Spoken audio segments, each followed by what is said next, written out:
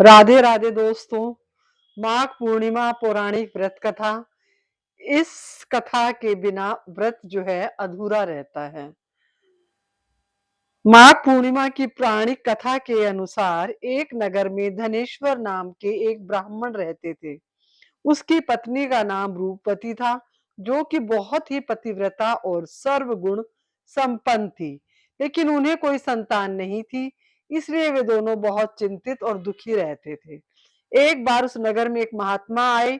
उन्होंने उस नगर के सभी घरों से दान लिया, लेकिन धनेश्वर की पत्नी जब भी उन्हें दान देने जाती तो वो उसे लेने से मना कर देते थे। एक दिन धनेश्वर महात्मा के पास गया और उसने पूछा कि हे महात्मन, आप नगर के सभी लोगों से दान लेते हैं, लेकिन मेरे घर से नहीं लेते हैं। हमसे अगर कोई भूल हुई हो तो हम ब्राह्मण दंपत्ति आपसे क्षमा याचना करते हैं। इस पर महात्मा ने कहा, नहीं विप्र, तुम तो हमेशा आदर सत्कार करने वाले ब्राह्मण हो, तुमसे भूल तो कभी भी नहीं हो सकती है। महात्मा की बात सुनकर धनेश्वर हाथ जोड़कर बोला, हे मुनिवर, फिर आखिर क्या कारण है, कृपया हमें उससे अवगत कराएं। इस पर महात्मा बोले, हे विप्र, तुम्हारे कोई भी संतान नहीं है। जो दंपत्ति निसंतान हो उसके हाथ से भिक्षा कैसे ग्रहण कर सकता हूँ। तुम्हारे द्वारा दिया गया दान लेने के कारण मेरा पतन हो जाएगा। बस यही कारण है कि मैं तुम्हारे घर से दान स्वीकार नहीं करता हूँ। महात्मा के ऐसे वचन सुनकर धनेश्वर उनके चरणों में गिर पड़ा और विनती करते हुए बोला, हे महात्मन, संतान ना होना ही तो हम पति पत्नी के जीवन की सबसे बड़ी निराशा है। यदि संतान प्राप्ति का कोई उपाय हो तो बताने की कृपा करें। मुनीश्वर ब्राह्मण का दुख देखकर महात्मा बोले, हे विप्र, तुम्हारे इस कष्ट का एक आसान तरीका है। तुम्हें 16 दिनों तक श्रद्धा पूर्वक काली माता की पूजा कर उन्हें प्रसन्न करना होगा, तो उनकी कृपा से तुम्हें अवश्य संतान प्राप्त होगी। इतना सुनकर धनेश्वर बहुत प्रसन्न हुआ। उसने महात्मा का आभार प्रकट किया और घर आकर ये सारी बातें अपनी पत्नी को बताई। इसके बाद धनेश्वर माँ काली की उपासना करने के लिए वन को चला गया। ब्राह्मण ने पूरे 16 दिन तक माँ काली की पूजा की और उपवास भी रखा। उसकी भक्ति और विनती देखकर काली माता उसके सपने में आई और बोली, हे धनेश्वर, तू निराश मत हो, मैं तुझे संतान के रूप में संतान की प्राप्ति का वरदान देती हूँ, लेकिन 16 साल की अल्प आयु में उसकी मृत्यु हो जाएगी। काली माता ने कहा, यदि तुम पति पत्नी विधि पूर्वक 32 पूर्णिमा का व्रत करोगे तो तुम्हारी संतान दीर्घायु हो जाएगी। प्रातः काल जब तुम उठोगे तो तुम्हें यहाँ आम का एक वृक्ष दिखाई देगा। उस पेड़ से एक फल तोड़ना और ले जाकर अपनी पत्नी को खिला देना। शिव जी की कृपा से तुम्हारी पत्नी गर्भवती हो जाएगी। इतना कहकर माता अंतर्ध्यान हो गई। प्रातः काल धनेश्वर जब उठा तो उसे आम का एक वृक्ष दिखाई दिया, जिस पर बहुत ही सुंदर सुंदर फल लगे थे। वो काली माँ के कहे अनुसार फल तोड़ने के लिए वृक्ष पर चढ़ने लगा। उसने कई बार प्रयास किया, लेकिन फिर भी फल तोड़ने में असफल रहा। तभी उसने गणेश भगवान का ध्यान किया और गणपति जी की कृपा से इस बार वो वृक्ष पर चढ़ गया और उसने फल तोड़ लिया। धनेश्वर ने अपनी पत्नी को फल दिया, जिसे खाकर कुछ समय बाद वो गर्भवती हो गई। दंपत्ति काली माँ के निर्देश के अनुसार हर पूर्णिमा पर दीप जलाते रहे। कुछ दिन बाद भगवान शिव की कृपा हुई और ब्राह्मण की पत्नी ने एक सुंदर बेटे को जन्म दिया, जिसका नाम उन्होंने देवीदास रखा। जब पुत्र 16 साल का होने लगा तो माता पिता को चिंता होने लगी कि इस वर्ष तो उसकी मृत्यु हो जाएगी।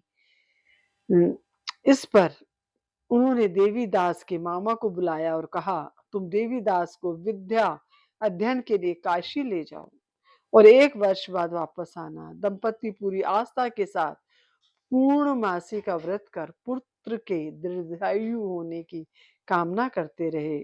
काशी प्रस्थान के दौरान मामा भांजे एक गांव से गुजर रहे थे। वहां एक कन्या का विवाह हो रहा था। विवाह होने से पूर्व ही उसका वर अंधा हो गया।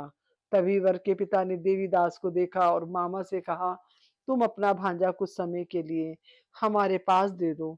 विवाह संपन्न हो जाए उसके बाद ले जाना। ये सुनकर मामा ने कहा, यदि मेरा भांजा ये विवाह करेगा तो कन्यादान में मिले धन आदि पर हमारा अधिकार होगा। वर के पिता ने मामा की बात स्वीकार कर ली और देवीदास के साथ कन्या का विवाह संपन्न करा दिया। इसके बाद देवीदास पत्नी के साथ भोजन करने बैठा, लेकिन उसने थाल को हाथ नहीं लगाया। यह देखकर पत्नी बोली, स्वामी आप भोजन क्यों नहीं कर रहे हैं?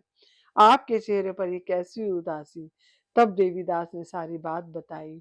यह सुनकर कन्या बोली, स्वामी मैंने अग्नि को साक्षी मानकर आपके साथ 7 फेरे लिए हैं। अब मैं आपके अलावा किसी और को अपना पति कभी भी स्वीकार नहीं करूंगी। पत्नी की बात सुनकर देवीदास ने कहा, ऐसा मत कहो, मैं अल्पायु हूँ। कुछ ही दिनों में 16 वर्ष की आयु होते ही मेरी तो मृत्यु ही हो जाएगी।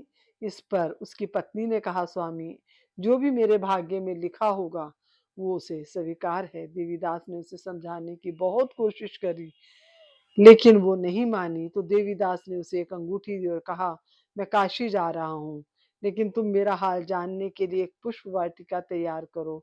उसमें भांति भांति के पुष्प लगाओ और उन्हें जल से सींचती जाओ। यदि वाटिका हरी भरी रही, पुष्प खिले रहे, तो समझना मैं जीवित हूँ, और जब ये वाटिका सूख जाए तो मान लेना कि मेरी मृत्यु हो चुकी है।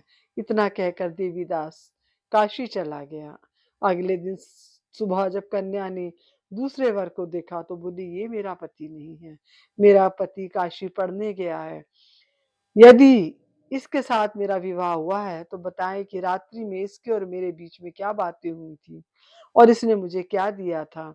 ये सुनकर वर बोला, मुझे कुछ नहीं पता, और पिता पुत्र वहां से वापस चले गए। उधर एक दिन प्रातःकाल एक सर्प देवीदास को डसने के लिए आया, लेकिन माता पिता द्वारा किए जाने वाले पूर्णिमा व्रत के प्रभाव के कारण वो उसे डस नहीं पाया।